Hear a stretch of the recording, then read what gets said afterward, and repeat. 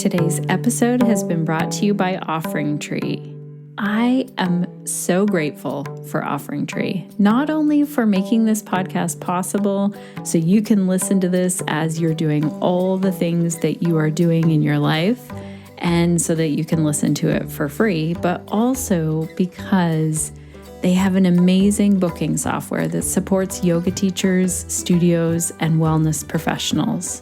If you want to check out OfferingTree and get our special discount for podcast listeners, go to offeringtree.com/Shannon. Oh, and also there's a 14-day trial so you can try it out at no charge, and then make sure to get our podcast listener discount over at offeringtree.com/Shannon. Hello and welcome to the Connected Yoga Teacher Podcast. I'm your host, Shannon Crow. I use she, her pronouns.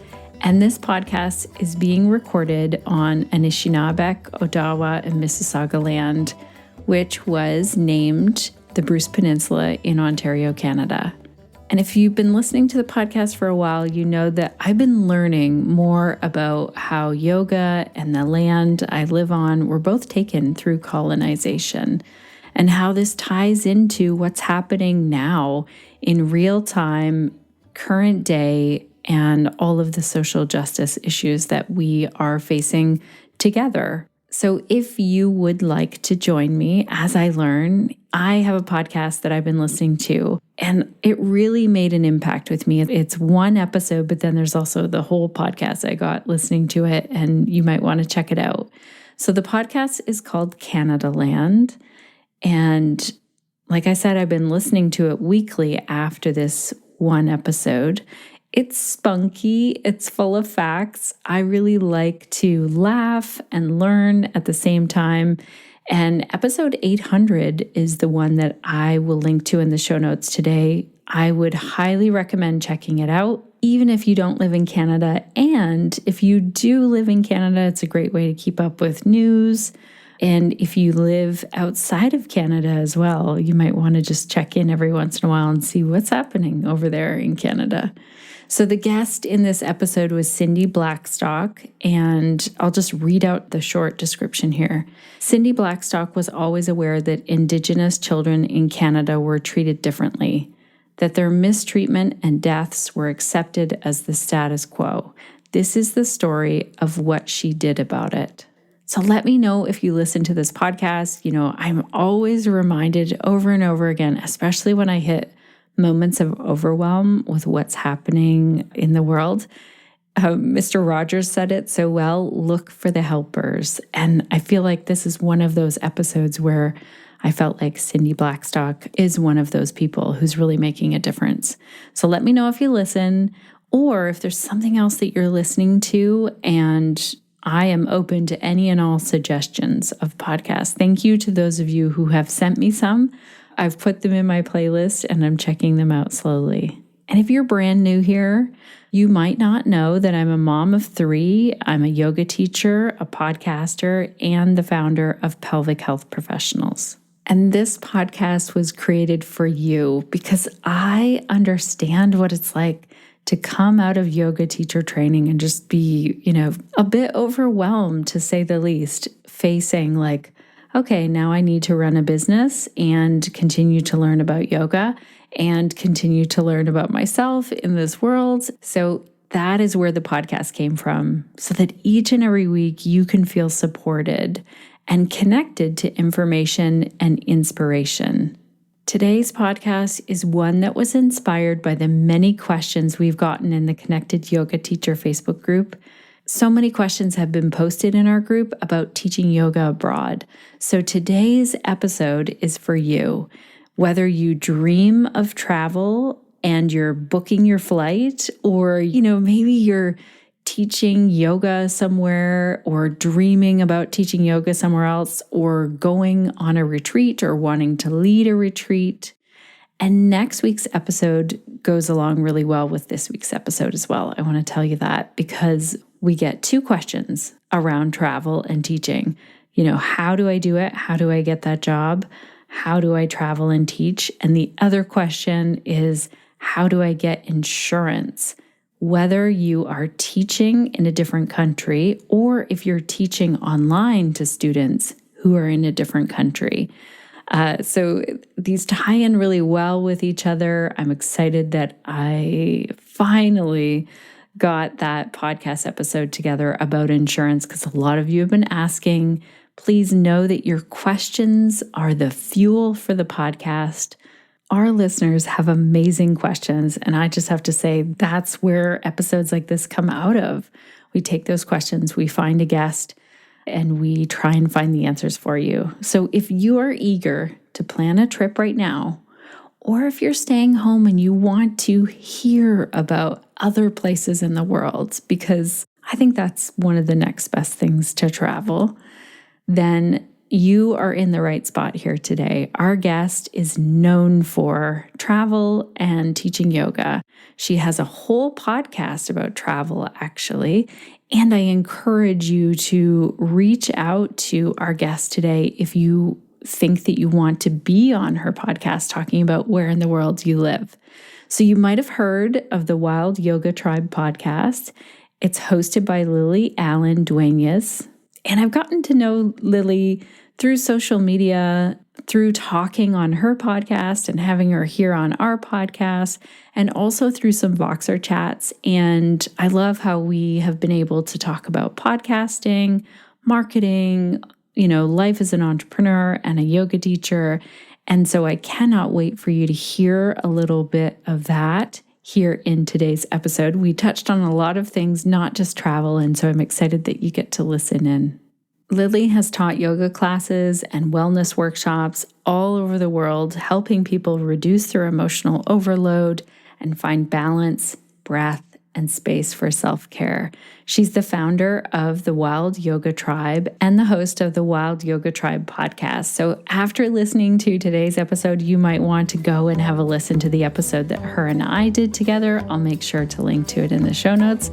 So let's dive in and learn all about travel and teaching yoga.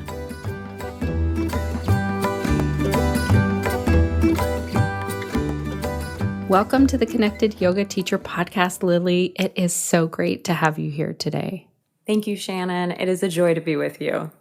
I am really excited that we get to have you on this podcast because I got to talk to you over on your podcast. Tell our listeners, in case they don't know you, what is the work that you do and who do you do it for? Thank you so much, Shannon. I love this question of yours. And I'm so glad that you were able to be a guest recently on my podcast, as you mentioned. I loved our conversation. Oh, and the podcast is Wild Yoga Tribe, if anyone wants to go check it out. So my name is Lily Allen-Duenas, and I'm the founder of the Wild Yoga Tribe and the host of the Wild Yoga Tribe podcast. So I've been an international yoga and meditation teacher for a handful of years now.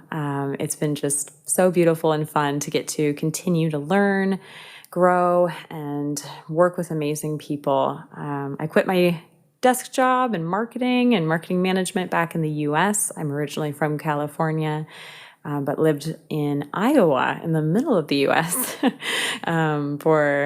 I lived there for about 7 years. So I was working in marketing management and got a little burned out and did a lot of soul searching, and then quit my job and became a yoga teacher and started teaching all over the world.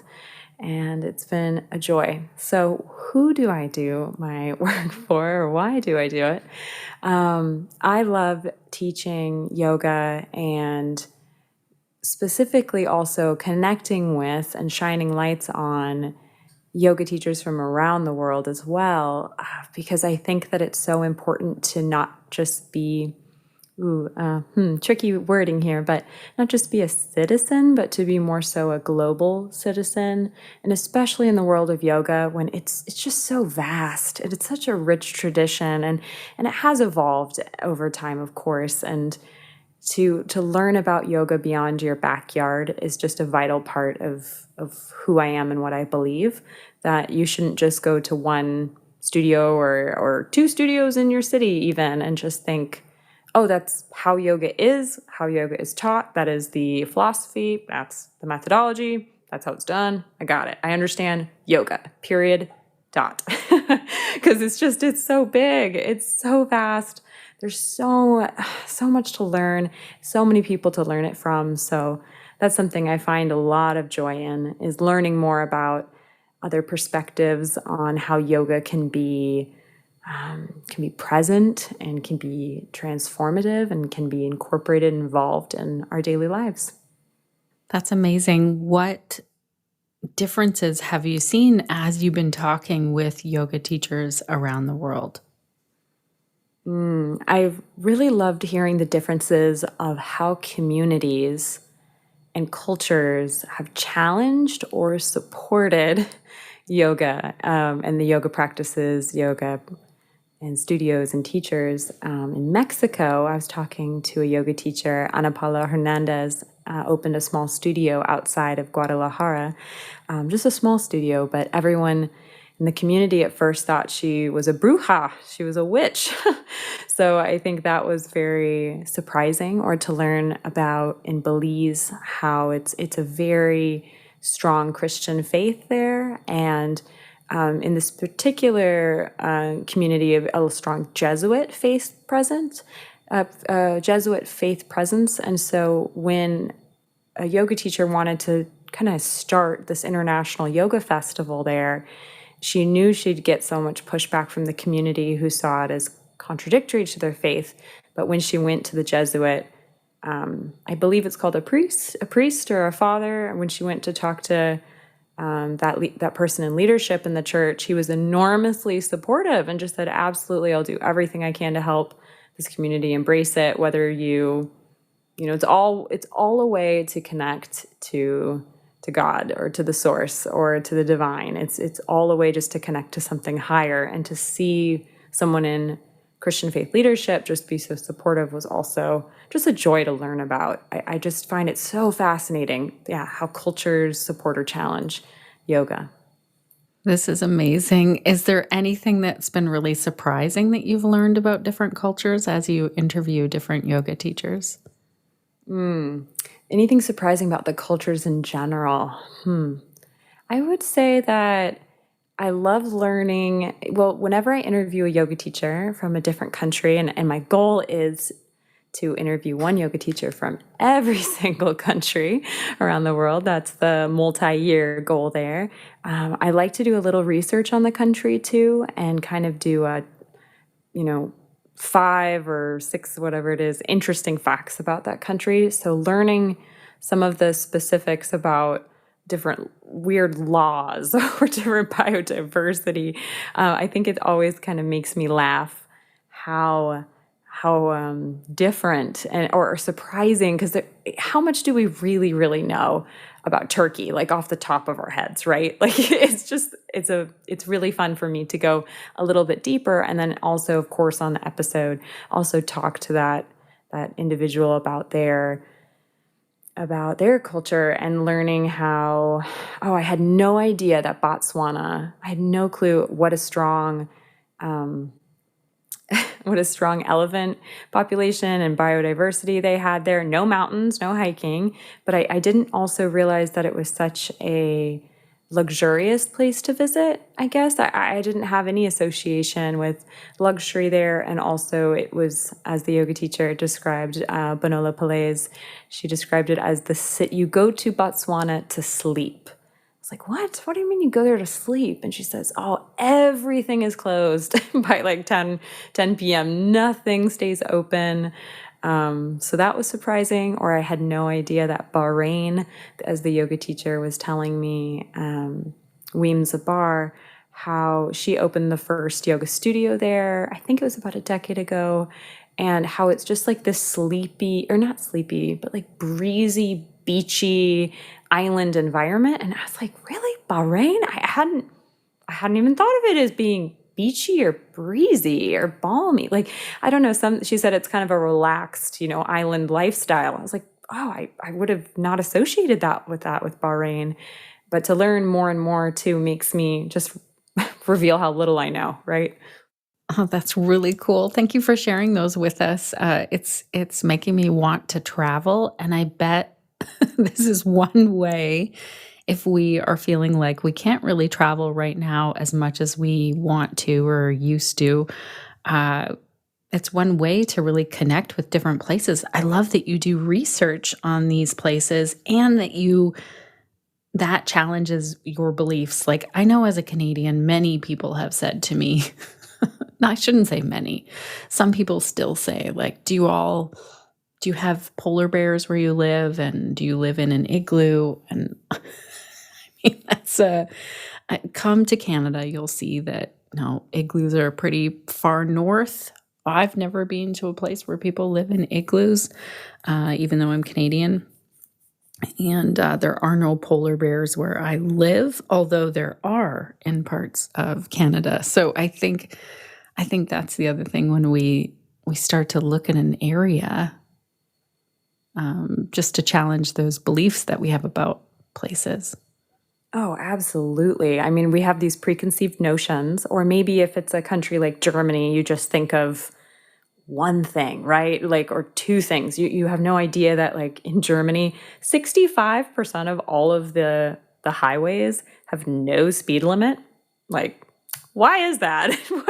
Or there's no punishment in Germany for a prisoner who tries to escape from prison because it's a basic human instinct to want to be free.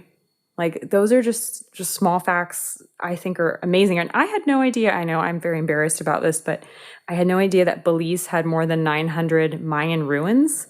It's things like, wait, it has the second largest barrier reef and 900 Mayan ruins? I couldn't even imagine telling you about that before kind of having conversations and diving into the research as well. And I love sharing that also with my listeners or my community as well, these facts, to try to dispel some preconceived notions a little bit, and also just educate on the amazing, like, diversity of every country and how there's more to it, of course, than just they make beer or they're a small country that speaks Spanish. Like, there's so much more to know, of course.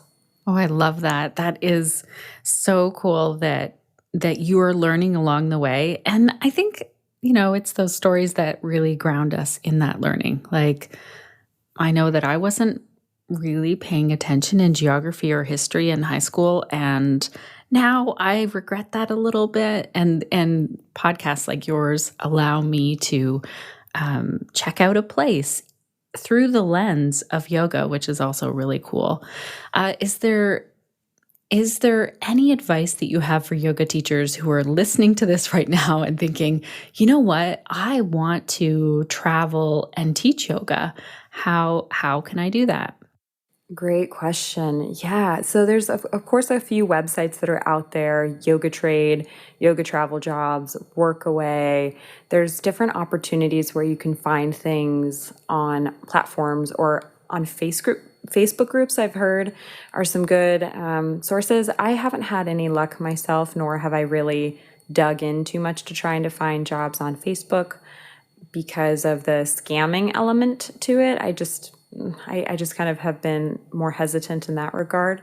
But when I talk to other yoga teachers on my podcast, it's definitely one of the top questions I ask is, okay, so what do you recommend yoga teachers do to find jobs, or how do you get started? Because it is on top of mind for people, I think, and for our listeners, your listeners, my listeners too. It's like, oh, how do I find work? And especially if I want to do it in a different country, it can seem really difficult. But I think that once you start kind of tapping into it, like thinking, okay, where do I want to work? If you have a list of 2 countries, 5 countries, and then you start to educate yourself and do some research and really just dig into, okay, what studios are there, or what retreat centers, what wellness centers? Is there a yoga surf camp? Is there yoga scuba diving? What are the offerings? And then, of course, I mean, you're welcome to just immediately send an email, but I always think it's best to kind of start checking out their social media, their YouTube channels, familiarizing yourself with their energy and with their style as well, and see if you connect with that, because some places, your energy might not align with, and you might not be a good fit for that specific retreat center or wellness program or whatever it is. So I think just kind of doing your research, like take taking that on. There's an awesome quote I heard yesterday, of all days. It was genuinely yesterday, saying that we often miss opportunities because opportunity is dressed up in overalls and looks a lot like hard work. And I was like, you know what? I love this. Yep, because opportunity is overalls. It is hard work in overalls. It is. It's, I think, if you want that opportunity to teach, we'll say in Bali, if you want that, that's going to be a lot of hard work to do that research, to be on these platforms, to be digging, to be nurturing and nourishing that relationship with that hotel, wellness center, wherever you're looking at possibly teaching. It's going to take some time to kind of develop that relationship before you'd feel comfortable doing that. Hey, do you think you're hiring anyone in the future? You know, before you actually ask that question, I find if you have already shown genuine interest, that you've tried their yoga style, that you've become, sent messages and comments to different yoga teachers at that center, you're much more likely to, of course, just get a response, either positive, negative, whatever it is. We often get hundreds of emails a day, and so it's hard to sort through the noise. So I do recommend, of course, putting in that hard work. I also think that checking out a yoga teacher from that country, or checking out my podcast, Wild Yoga Tribe, and then asking someone who has worked in one of these countries, okay, where did you work and what did you think about it? What's the tips? How did the visa work? Did you have any, bureaucracy, red tape, anything weird to know about? I think it's good to connect with other yoga teachers who have done international yoga travel. So if any of your listeners have any questions, of course, you're welcome to reach out. I'm sure Shannon will share my links. So welcome to ask some questions. I'm happy to connect you to yoga teachers or things if anything pops up that I know about. Thank you for offering that. That's really kind of you. And I think this is so smart to not just, okay, I saw this job posting on Facebook and I'm just going to go for it, to really dig in and see, does this fit with the yoga I like to share? Does it fit with my values? And also to really understand the studio or the place or the location, the culture. I think that's a great tip. We will definitely share your links. And we have a couple of podcasts that just popped into my mind. We did one with Eva Hamilton, and it was about traveling and teaching yoga. I can link to that. And also, as you were saying this, I was like, you know what? This is just the basic of like, how do I get hired by this yoga studio? And we have one of those as well. So I'll make sure that we link to it in the show notes. I also want to say, and I only have this awareness from being a guest on your podcast. Well, first of all, I'd like to encourage our listeners, if you're a yoga teacher from around the world and Lily has not covered your country, can they apply? I'm just saying that they can here on our podcast, but can Yes, they? you're welcome to say that. Absolutely.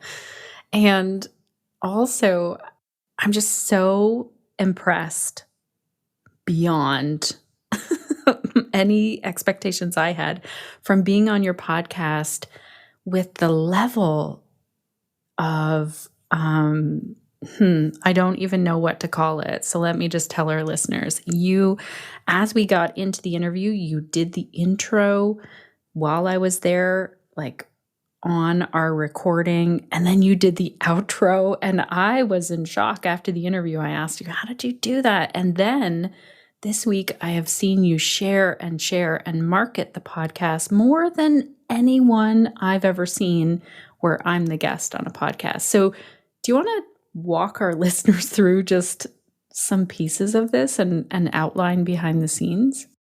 Oh, thanks for asking that. And thank you for for shining a little light on my podcast marketing habits and how I'm trying to just kind of evolve and continue to make sure as many eyes get on our posts and as many ears get on the podcast as possible, connected with content that really helps to make an impact, So the first thing I did actually when I wanted to start a podcast is I read a book.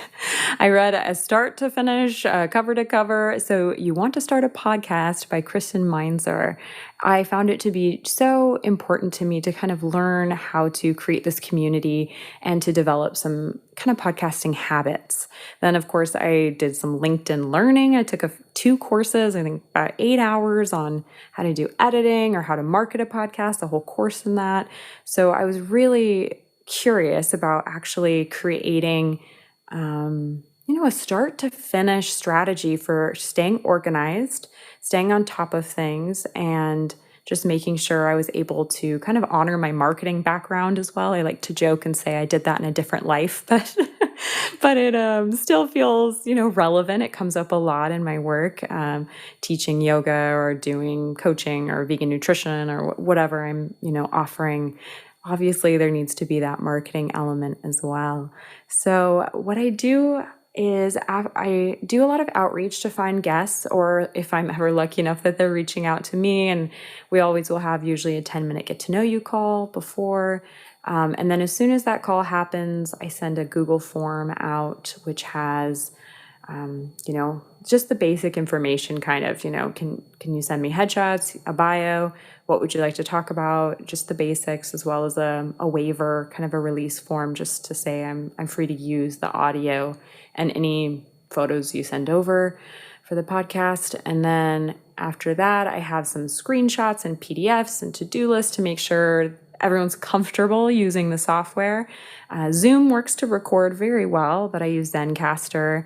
I really find I just really like being off of Zoom sometimes and having a different software, and it records dual tracks, and I can see the tracks, the actual audio waves as someone talks. So I can see, someone's really, really quiet. You can hear it, but maybe you're like, oh, my volume's weird, or maybe my headphones. But no, I really like being able to see the sound wave element as we are recording. And so after we record, I create, I think about a dozen to 15 graphics and sound bites, which I then create stories and reels off of. And then after that, I post to my website, wildyogatribe.com, and I get a transcript made for SEO and website purposes, and I optimize all photos with that. And then I'm already thinking about, of course, Shannon, I'm like, okay, can we do Instagram Live for like a 5 fast, fun questions? Even if I've had a teacher on, 2 months ago, we should still do Instagram. I'm already brainstorming what else can I do? Because I think it's just such a beautiful thing to get to talk to these yoga teachers, to share their light, share their message. And I want to give, I want to keep on nourishing and that relationship and the opportunity for my community to merge with their community, if you know what I mean. It's just so much beautiful synergy. And it feels so organic and natural and beautiful. I just can't stop wanting to share. And I think that kind of authentic desire to just want to share their knowledge and make sure people hear it and find it and connect with it and resonate with it and vibe with it. Because you might totally love the yoga teacher I interview from Costa Rica, and it might make you want to go on a yoga retreat with her. Or maybe the yoga teacher from London, you're like, oh man, I'm going to be going to London for a work thing. I should look her up. There's just, I think we're in a smaller world than we've ever been in before in ways, although the pandemic has definitely affected that over the last couple of years. But I just love the possibilities, I think.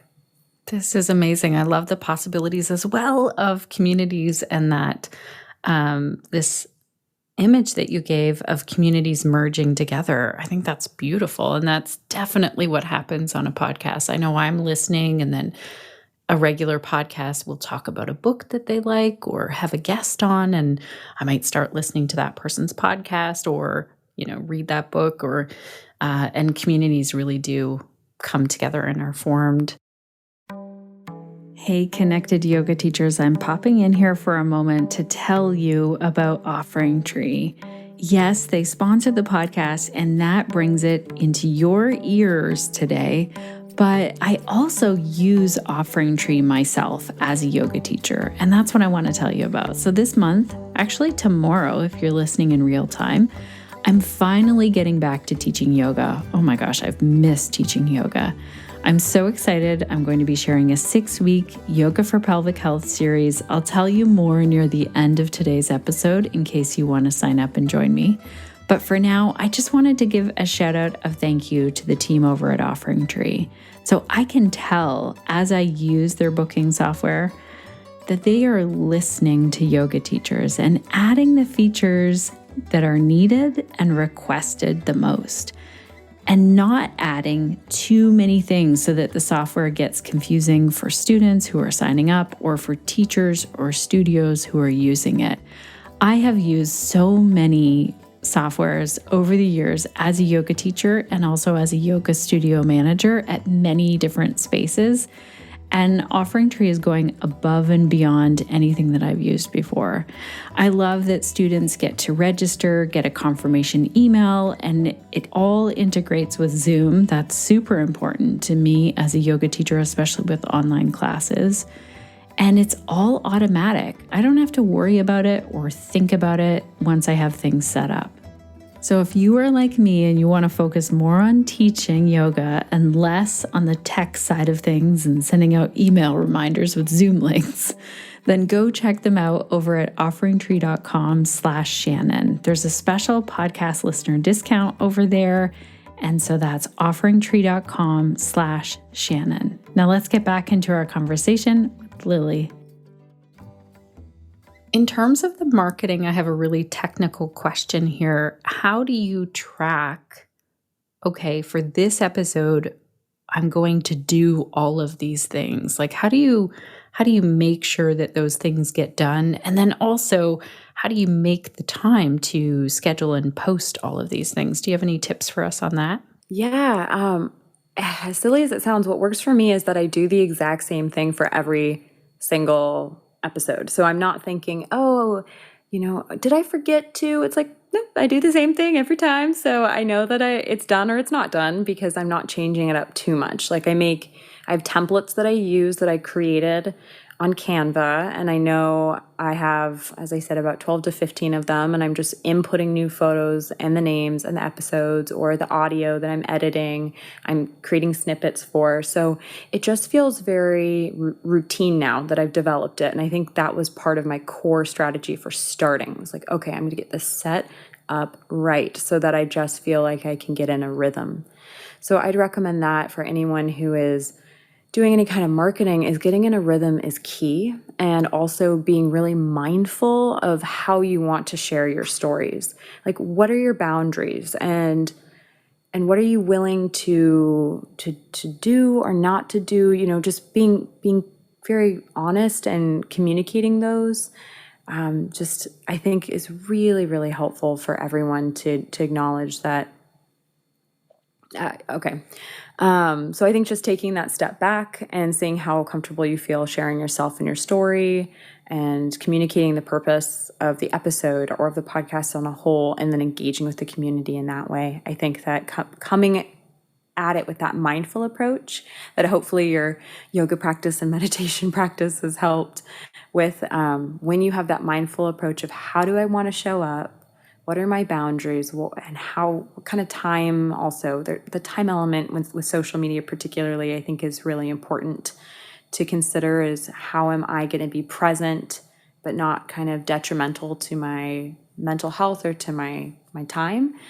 And especially in the changing social media landscape, it's really hard. So I think that create a rhythm and then just embrace the rhythm and the flow of it. I think also you can have a to-do list that you just step 1, X, step 2, Y, step 3, Z, whatever it is, just have that list going always on a sticky note side of the computer, and then just follow it. When it comes to creating graphics, or videos, I really like doing them in batches. I find I do my best if I sit down one day a month and I do the entire month's worth of graphics, except I don't schedule any of the posts for Fridays and Sundays. I know every Friday will be a new podcast episode graphic. And if I don't have it out in advance far enough, then I just leave it blank. And every Sunday will always be a video.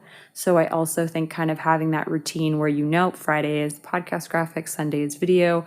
Almost every Wednesday is a quote. Every Thursday is a photo of of myself doing an asana practice or whatever it is. I think it's important to kind of have that routine and the rhythm.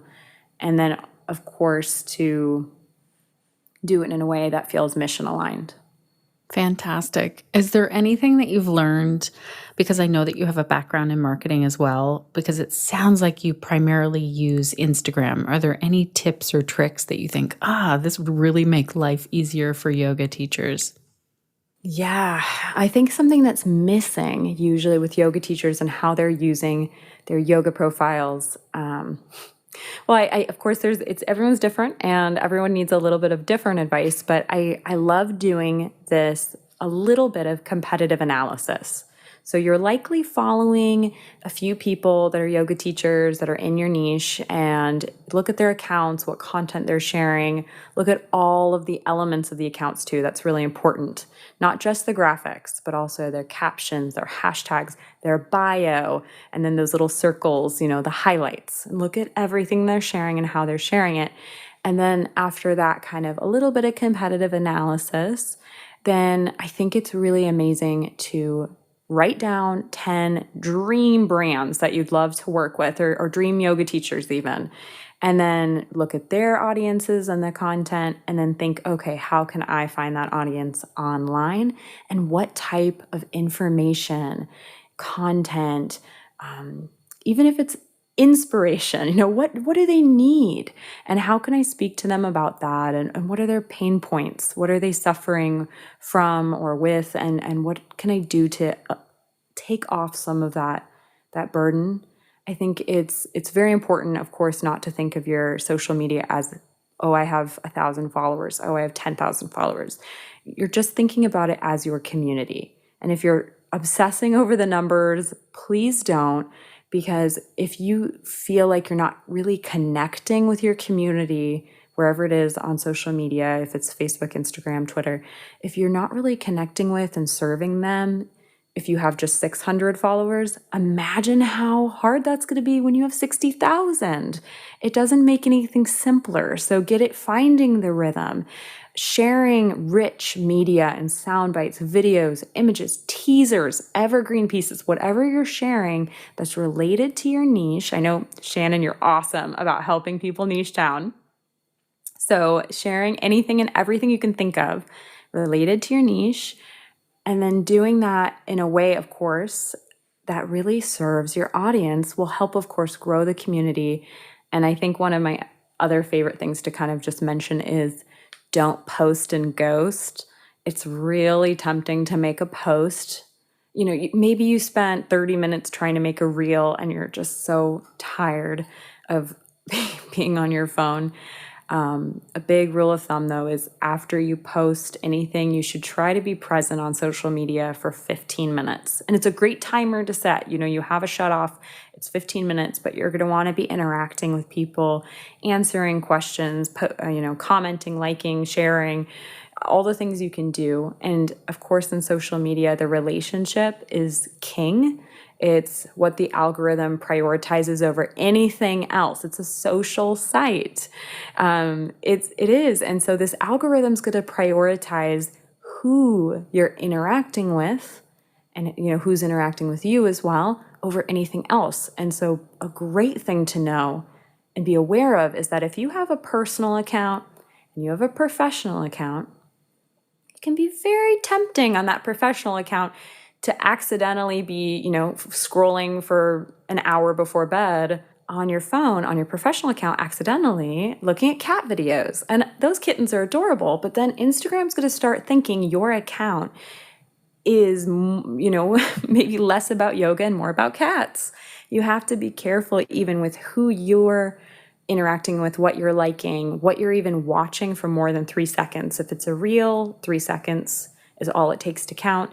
Because the algorithm is smart enough that if you start interacting with a bunch of cats, then your own content will be shown to more cat accounts itself. So that's really important to realize as well.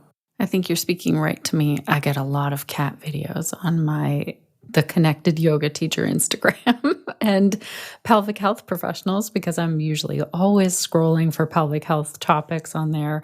That's definitely what shows to me. So that's so good. Also, I love that you said, think about what your audience needs. And this is a great reminder. Like, even this morning, I was really thinking, okay, I want to post this thing on social media. And it's very much about what's going on with my life. I was feeling grumpy this morning. And so I feel like, is that serving my audience is a great question to ask. If I can bring it back to something that I've learned, something that might be helpful, sure. Is this what you were talking about earlier when you were referring to boundaries? Yeah, I think it's really helpful, even if you're coming from a place of grumpiness, or if you're sick, or if you're tired, or if you're going through a funk with your asana practice, or whatever it is, kind of showing up in that authentic way is so valuable. I feel guilty using the word valuable because I don't mean to, monetize your emotions. That's absolutely not what I mean.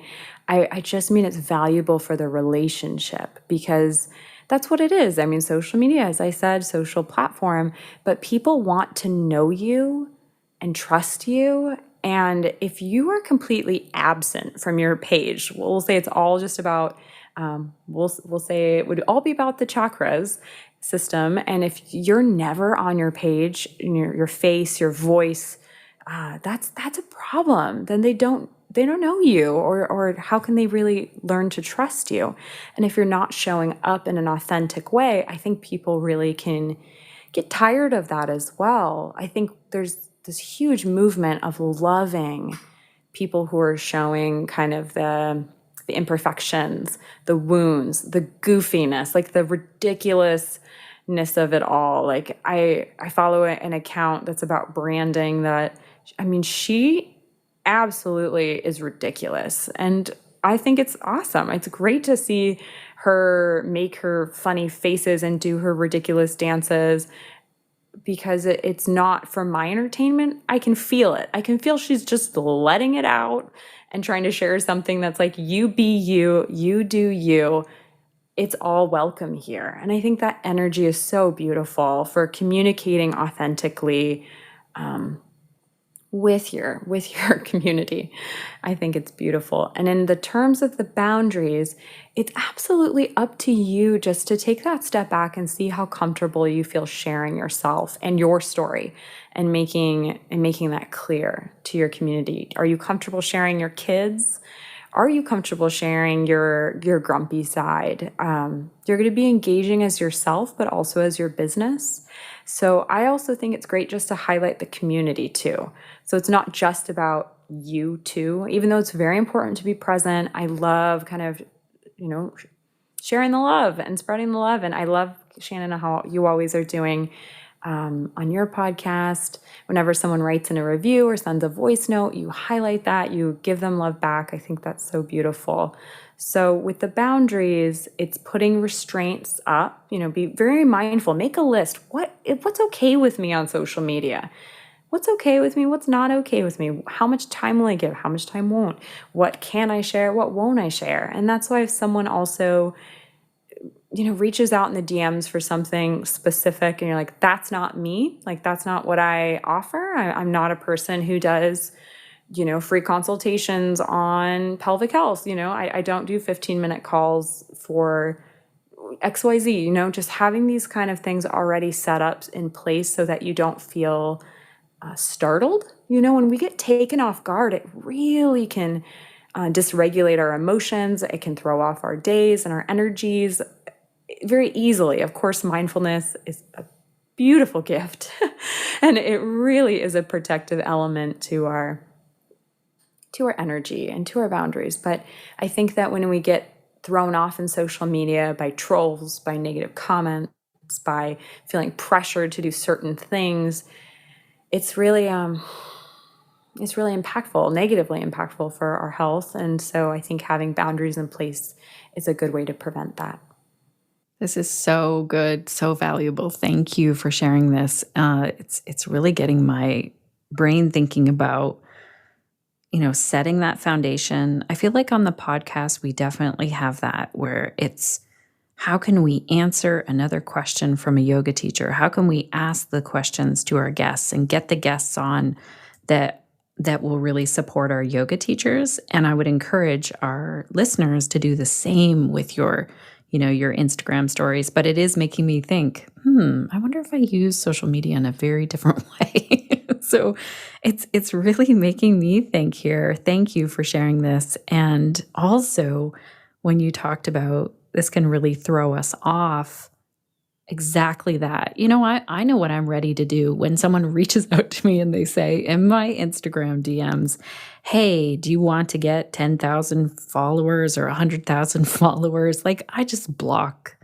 those people who send me these weird spammy messages. And you're right. It's to have that canned response ready. Like, if someone says, hey, can you teach children's yoga this Saturday? And you're like, that's actually not something I do, but here's a teacher who does.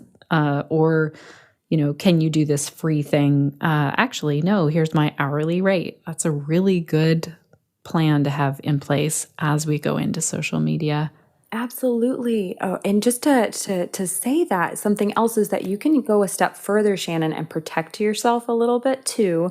In your privacy settings and your security settings, you can select words that will never be allowed to be said kind of in your captions or so usually, of course the swear words can be in there, but even like the word DM or free. If you're just sick of getting these bot messages like 10,000 followers, you can even block the word follower. So I think there's also things we can do to keep our accounts safe and to keep our energy safe from those types of engagements and encounters. That is brilliant. I had no idea. So that's really great to know because sometimes we get the same thing over and over again. That's really good. If our listeners are wanting to connect more with you, maybe listen to your podcast or possibly be on your podcast or follow the work that you do, where should they go? Well, I would love it, of course, if anybody would check out my podcast, Wild Yoga Tribe. Podcast is on Apple and Google Podcasts. You can ask Alexa to play it. It'll be everywhere you listen. Wild Yoga Tribe podcast will be there too. It's published every week on Fridays. Different yoga teacher from around the world. My website is wildyogatribe.com, and it's full of amazing resources. Whether you're looking for a vegan recipe or to learn more about the gunas, the chakras, Sanskrit terms, and tips and tricks, there's a lot of great resources there as well. I also have a background in writing. I'm a freelance writer. I love writing, so a lot of great stuff there as well. As private classes, and offer free yoga classes as well on YouTube, free meditation on Insight Timer. You can find me everywhere at Wild Yoga Tribe, also Instagram, Twitter, Pinterest, you name it, I'll be there. Amazing. And where are you located right now? And are there some cool facts that we don't know about this location that you can share with us as we close out today? So as I mentioned, I'm from Northern California. I'm from the Napa Valley area, but now I'm living in France. My husband is French. We met on a small island of Cambodia, and he is just a dreamboat. I'm very lucky. So we're living in Calais, France, which is the north of France, and we've been living here for about a year.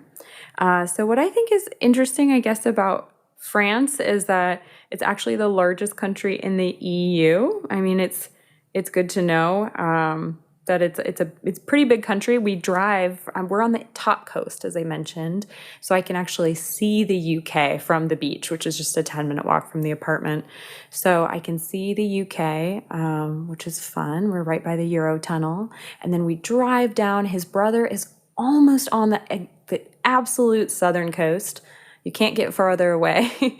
And it depends on the traffic, of course, but it's when we've done it, it's like 12 hours-ish. So it's a big country. So I've also appreciated knowing that. And if you didn't know this, that French was actually the official language of England for 300 years. So if you're thinking English and England, like that's all you're thinking about, French actually was still the language there for about 300 years. So I've loved learning more about French and the history, and I get continually shocked by the language. I think that's going to be one of my biggest, you have to be kidding me. Shannon, something crazy is that they call little boys here, like, you have a sweet term like, oh, you cutie pie, oh, you honey bun, you have like little pet cute names. They call little boys little wolves. So mon loulou is like little wolf. And then they call the girls here little fleas. A flea. That's what they lovingly call these little girls. It's ridiculous. And it's also offensive. I'm like, this parasitic little tiny bug that would potentially live on a wolf, you're going to call the little girl this, like, ew. So I don't even know the word flea in French on purpose because I'm too offended.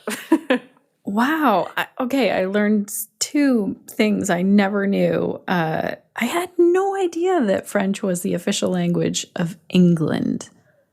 No idea. So that's really cool. For 300 years, not still now, but for 300 years. Right, right. No, I realized that. That's really wild because we just think, okay, England, English, for sure. Yeah, let's not call little girls fleas or boys wolves. Yeah, I'm very uncomfortable with this. That is so funny when we start learning about cultures and language and places around the world. Thank you for bringing this all together, yoga and how we market our yoga and how we teach and what yoga looks like around the world. I'm really excited for our listeners to go and have a listen to your podcast. Thanks for your time today. Thank you, Shannon. It's been a joy to be with you. Thank you so much for all of this today, Lily. Oh my goodness. What a lot of information. It inspired me to really look at my marketing, look at how I'm sharing things. Also, it goes along so well with some podcast episodes that we've done, as I said in today's episode, Connected Yoga Teachers. So I'll make sure that we link to those in the show notes. And you can find all of those links, anything that we talked about in today's episode, along with how to connect with Lily and listen to her great podcast over at theconnectedyogateacher.com/286. So we did a previous episode with Eva Hamilton all about traveling and teaching yoga. That was episode 119. And also another episode about how to get hired by a yoga studio. And I think you could take these same tips by Kristen Sweeney and use those if you wanted to get a job somewhere, where you want to travel to. And that was episode 64. So we'll link to both of those. We'll also link to the book that Lily talked about. And again, her podcast and the podcast that we did together, where I talked about what it's like to be a yoga teacher in Canada. And I also talked about my niche, my specialty of teaching yoga for pelvic health. One of my key takeaways in this episode while listening to it was how Lily talked about making a list of countries that you'd like to work in. And I think we can expand this even beyond, let's say we don't want to travel and teach right now, but maybe we want to work at studios around us, or maybe we want to get on podcasts or write articles that get posted online. Whatever it is that you want to do, I really think that what Lily shared can be taken and used in all of these situations. So Lily talked about doing the research into these places like the studio, the retreat center, the wellness center, and build a connection first before reaching out and saying, hey, do you want to hire me? I think that is so important. I get a ton of spam emails and it's hard. Like sometimes people are legit podcast listeners and they have something great to offer. And it is hard for me to filter through, like, does this person even know about the podcast, or are they trying to talk about how they want to sell their sunglasses on our podcast or something that doesn't even fit? So I guess in summary, on the receiving end of that, on the receiving end of pitches and ideas and collaboration, which I love, it's really nice when people build that connection first. So see what it's like to do that if you want to travel. And then also finding a thing that is a good fit for you. And this is especially true if you're, pitching a podcast or trying to get hired at a yoga studio. You want to make sure that it actually is a good fit with your values and your style of teaching yoga and the way you share yoga and show up in the world.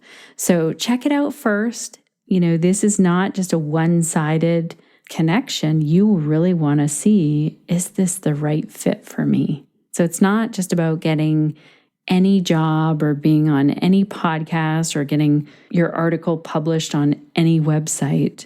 Really look in and see, is this a good fit for me? And then also make that connection in a way that you're interested in what that studio or what that retreat center is offering. Oh, and the last piece of this is that Lily highlighted to make a list. And this, I was like, oh, yes. Because often I think, I would like to get on more podcasts as a guest so that we can tell people about our great, yoga teacher community on Facebook and also our podcast as well. And making a list and making a commitment to connect with those people, for me, it's like listening to a podcast for a long time, then I think that can go a long way. So you might be making a list of places to check out. Maybe that means you're checking out their Instagram or you're actually going to their studio and trying out some classes there. It was just a key takeaway for me, and I was hoping that maybe it might be an actionable step for you as well as myself. So let's make a list of the things that we want, the connections and collaborations that we'd like to form.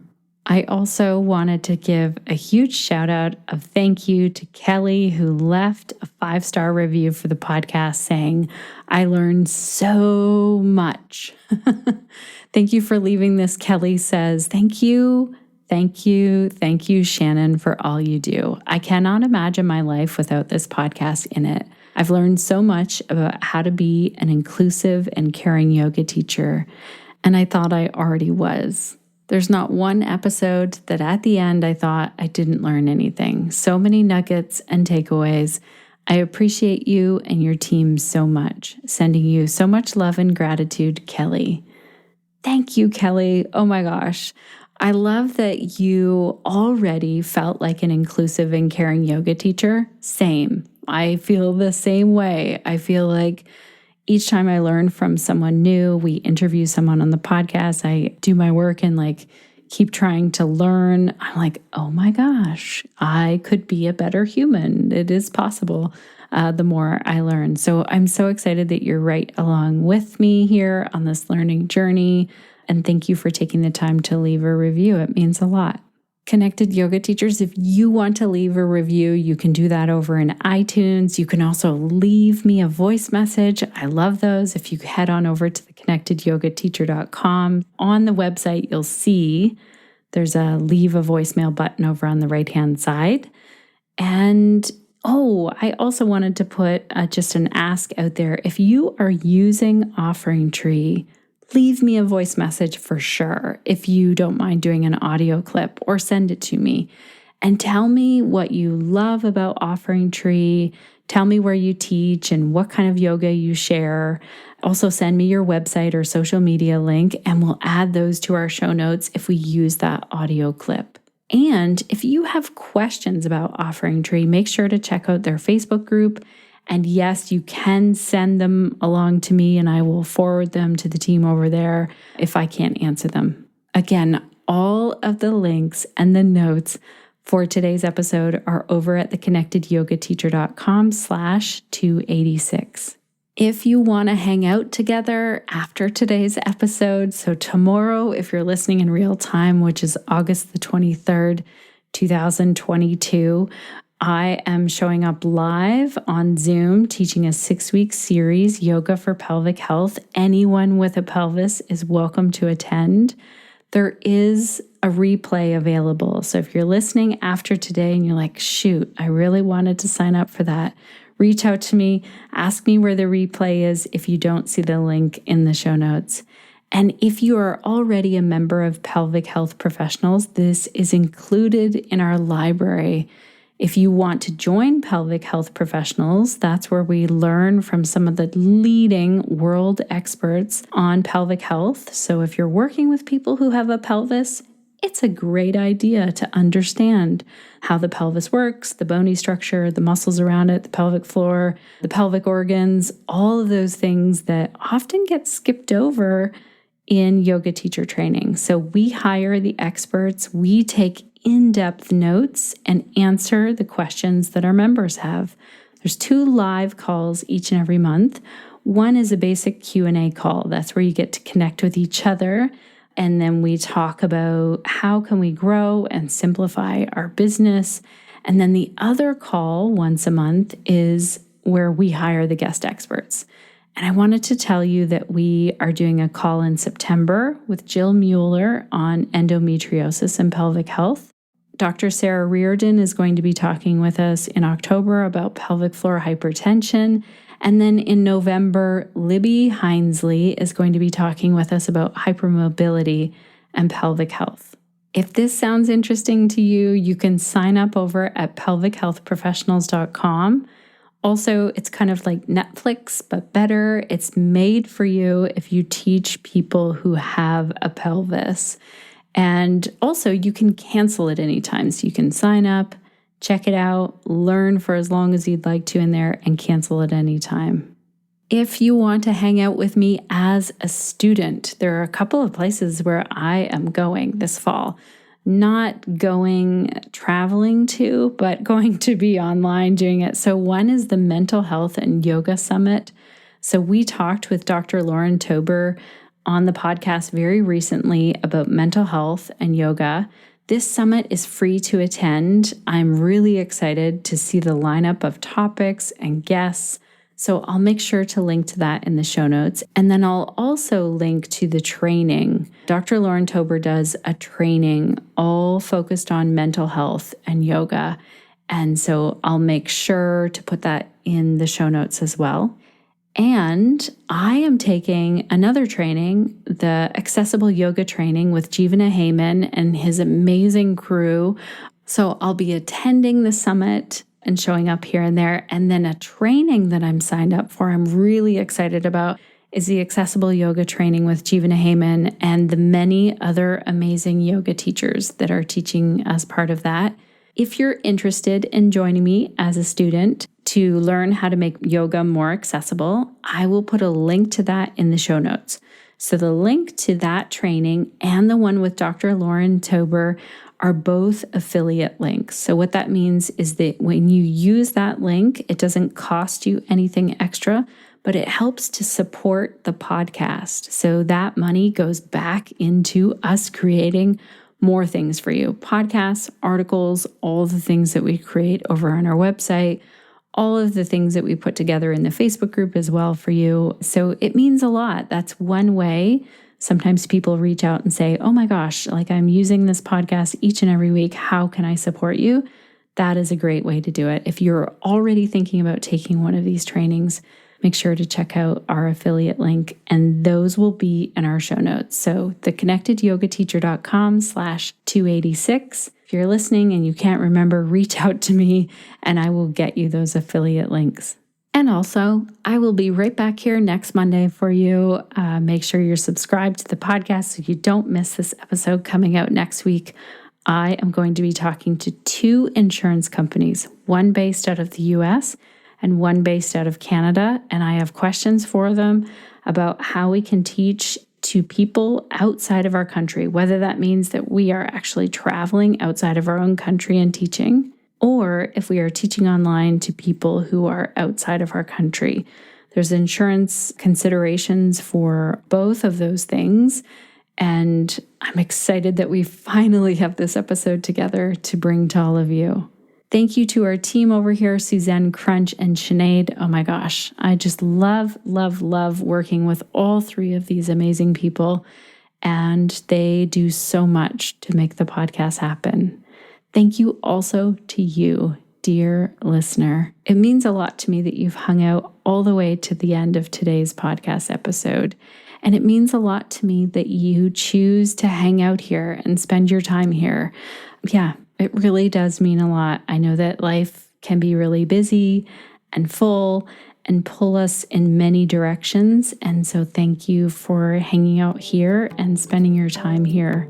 I am super curious to know, what will you be doing this week to stay connected to yourself, your yoga practice, and to your community so that you can share the yoga that lights you up?